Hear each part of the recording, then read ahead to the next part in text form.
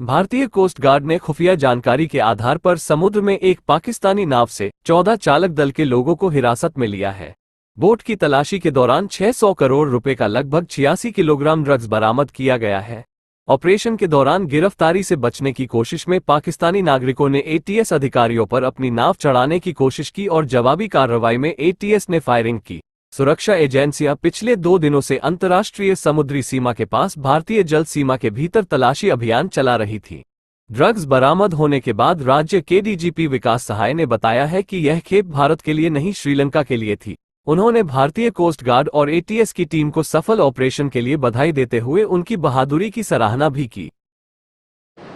ये heroine India के लिए भी नहीं थी, ये हीरोइन जो था, ये कंसाइनमेंट जो था, ये श्रीलंका के लिए था। लेकिन आज मुझे इस बात का गर्व है और खुशी है कि एंटी टेररिस्ट स्क्वाड के अधिकारियों का जो इंफॉर्मेशन नेटवर्क है वो अब इतना स्ट्रांग हो गया है कि भले हमारे यहाँ का रिसीवर न हो, लेकिन सिर्फ हमारे दरिया का अगर उपयोग किया जा रहा है तो हमें इस तरह की इंफॉर्मेशन मिल जाती है और इस इंफॉर्मेशन के ऊपर से सफलतापूर्वक इस तरह की कार्यवाही हम लोग करने में सफल हो रहे हैं। ये बहुत बड़ी बात है। उसके साथ साथ जो मैंने आपको कहा था कि इसके फुल मून होने के कारण एक अलग ढंग से इस पूरे ऑपरेशन को हमें अंजाम देना पड़ा और उसमें मैं खास उल्लेख करना चाहूंगा पुलिस इंस्पेक्टर निखिल ब्रह्मभट्ट और police sub inspector Manish Patel के बहादुरी का। हम जानते हैं कि नॉर्मली हमारी पुलिस जो होती है वो जमीन पर लड़ाई करने के लिए सक्षम होती है, लेकिन इस तरह हाई सीज में इस तरह की कैपेबिलिटी को डेवलप करना और इस तरह के बहादुरी दिखाना ये बहुत बड़ी बात है। बहुत गुजरात पुलिस के एचओपीएफ की तरफ से मुझे उनमें बहुत ही गर्व है और मुझे बहुत आनंद है कि एंटी टेररिस्ट स्क्वाड अब इस तरह की कैपेबिलिटीज भी डेवलप कर पाई हैं कि हम इस तरह के ऑपरेशंस को इंडियन कोस्ट गार्ड के साथ और एनसीबी के साथ में रख के हम लोग अंजाम दे पाए। धन्यवाद। आज मैं इस प्रेस कॉन्फ्रेंस के माध्यम से एंटी टेररिस्ट स्क्वाड को एक और सफलता और बड़ी सफलता मिली है उसकी मैं जानकारी आपको देना चाहता हूं। आज से 4-5 दिन पहले 21 तारीख को एंटी टेररिस्ट स्क्वाड के वरिष्ठ अधिकारी श्री के पटेल को ऐसी इंफॉर्मेशन मिली थी कि पाकिस्तान स्थित हाजी असलम उर्फे बाबू बलोच, ये एक पाकिस्तानी फिशिंग बोट है अल रजा, उस फिशिंग बोट के द्वारा ड्रग का कुछ कंसाइनमेंट भेजेंगे और ये ड्रग का कंसाइनमेंट जो है वो हाई सी में तमिलनाडु से कोई वेसल आएगा उस पर ट्रांसफर करेंगे और तमिलनाडु का वेसल इसको फिर आगे श्रीलंका के जो इंटरनेशनल ड्रग सिंडिकेट हैं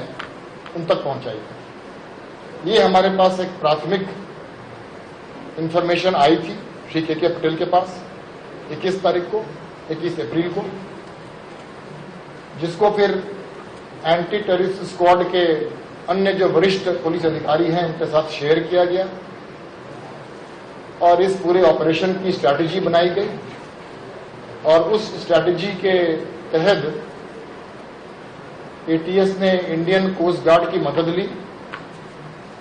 और दूसरे ही दिन 22 तारीख के सुबह पोरबंदर से Indian coast guard vessel Rajratan में anti terrorist squad Gujarat police के पुलिस इंस्पेक्टर निखिल ब्रह्मभट्ट और police sub inspector Manish Patel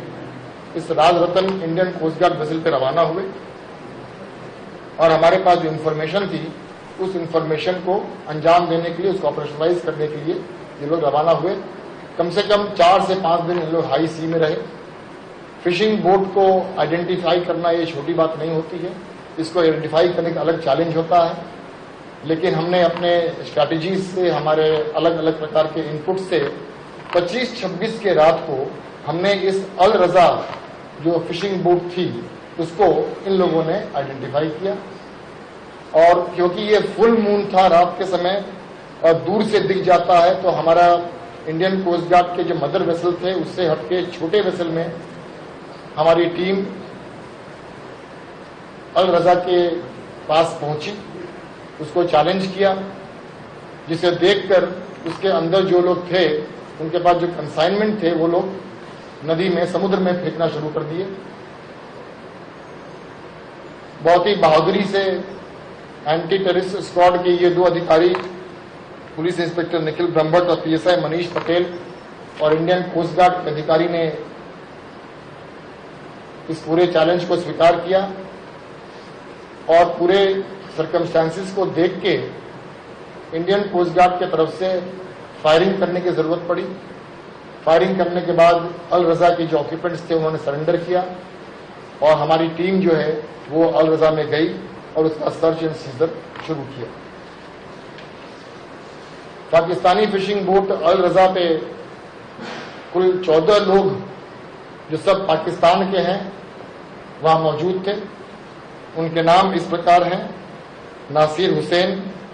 Mohammad Siddique, अमीर हुसैन, सलल, अमन, बदल खान, अब्दुल रशीद, लाल बख्श, जाकर खान, कादिर बख्श, अब्दुल समाद, एम हकीम, नूर मोहम्मद और मोहम्मद खान। ये सब बलूचिस्तान पाकिस्तान के रहवासी हैं। उनको डिटेन किया गया और अल रजा फिशिंग बोट की सर्च एंड सीजर जो होती है नियम के मुताबिक वो की गई और इस सर्च एंड सीजर में इस फिशिंग बोट से टोटल कुल 78 पैकेट मिली, जिसका वजन करीब करीब 86 केजी है। इसके अंदर जो प्राथमिक हमने इंक्वायरी की है और जो सैंपलिंग किया है, ये जो 86 केजी कंसाइनमेंट है, ये कंसाइनमेंट एक व्हाइट पाउडर है हेरोइन, जिसकी इंटरनेशनल कीमत करीब करीब 602 करोड़ बताई जाती है। जैसा कि मैंने आपको पहले बताया कि इस पूरे घटनाक्रम में